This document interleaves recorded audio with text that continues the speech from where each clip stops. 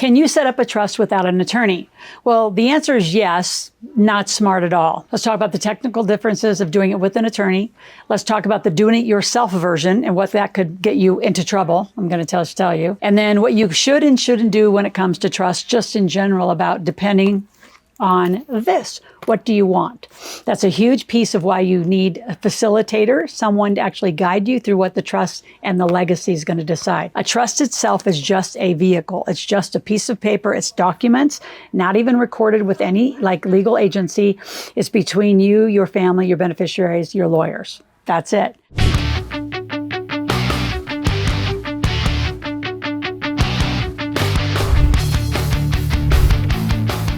So a trust includes documents like the will, right? The difference between the trust and the will, let's just give you that definition. The trust keeps you out of probate. This is a family living trust, keeps you out of the probate courts. And it is a worldwide problem. It is not state by state. We have so many people go to askloral.com, ask a question and say, well, my lawyer here in wherever state I am says that we're not a probate state. Yes, you are. Everyone that passes goes through a little bit of probate. So depending how long or how prepared you are determines how long you stay in probate.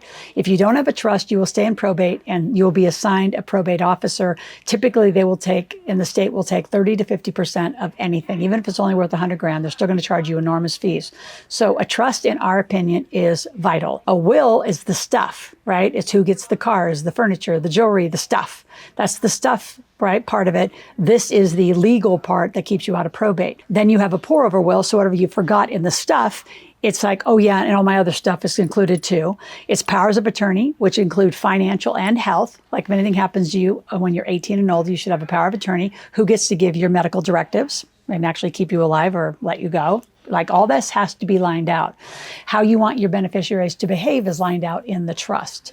So it's the document that it allows you to either make it a more of a bank where your kids' beneficiaries can put in a business plan that's very, very known in wealthier families. They put in a business plan and they can loan. They can take loans from the trust, pay it back. They can borrow. Some of them, it creates disbursements. Do you really want to disperse it all to educated, uneducated kids? That's up to you.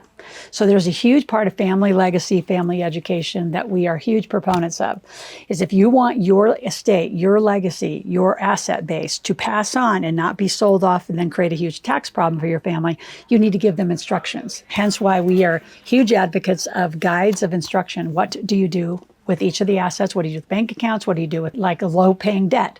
I had that conversation actually just recently with my son, is that the debt, if it's only 2 and 3%, it's inheritable. You don't pay off that kind of money because in this environment, getting that kind of a loan again would be very difficult. So as assets, including debt, get carried on, but again, you got to give an instruction guide. So that is our big education around why have a trust and to do it on your own. Let's talk about do it yourself. Yes, you can go to all sorts of online portals and you can pay a little bit of money and click little boxes. A lot of those don't pass through probate because it's not enough. Now, if you have a very simple estate, simple things that might pass and you might get in and out of there.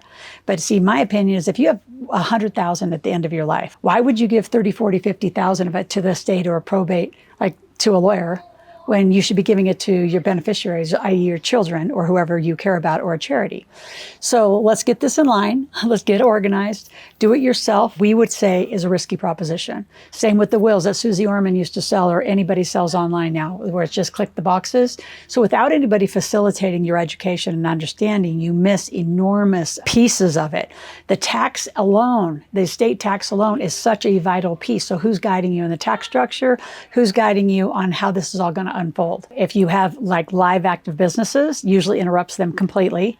And there's just no strategy again to how you want it to unfold. So you got to give it direction. Now, before I go to the shoulds and shouldn'ts of a trust, I want you to subscribe to my channel. Be here 5 days a week. It's a family-friendly channel that was built now for over 4 years. We're here 5 days a week. 5 years old and up can be here. We have journals. If you click in the show notes, you can grab a journal. And within 365 days of being here, subscribing to my channel, our goal is that you have a plan, that you can look through all the playlists of all the different topics that you need to learn about, even if it's as simple as how do I get a credit card, debit cards and credit cards. Like all of these things are just vital to how you operate your basics in business. If you want to learn how to live corporate life, you'll hear us talk a lot about that inside our YouTube videos. There's 2 tickets to the Millionaire Intensive. It's once a month. We do an event that teaches you the structure. what does it take to be a millionaire? What do we mean by gap analysis, sequencing, and some of the things that we do to put you into a 3 to 5 year plan? Now, whether you get there or not is all up to you, and it's up to your leadership and your development of it. Our job is to provide the resources. Your job is to execute within them. Now, let's get back to trust, because trust is a huge piece of our expert team here at Integrated Wealth Systems, our tax team, our entity teams, our corporate structure teams, and our trust teams. And we have lawyers all over in North America that we can help refer you to as you come in and be a client. We don't just send out our referrals and our experts without you becoming a client, because it's an integrated approach. So you should use a professional. What you shouldn't do is do it all yourself. There's too many laws. There's too many business strategies. There's too much to know about specific to your state. Like if you're in California, New York, Pennsylvania, for example, those states have very different accesses and ways that they'll put you through probate for your trust. So you have to be mindful what state you're in. You have state laws, you have federal laws. And what do you want for your family and your legacy? So use a professional so you get a very comprehensive view.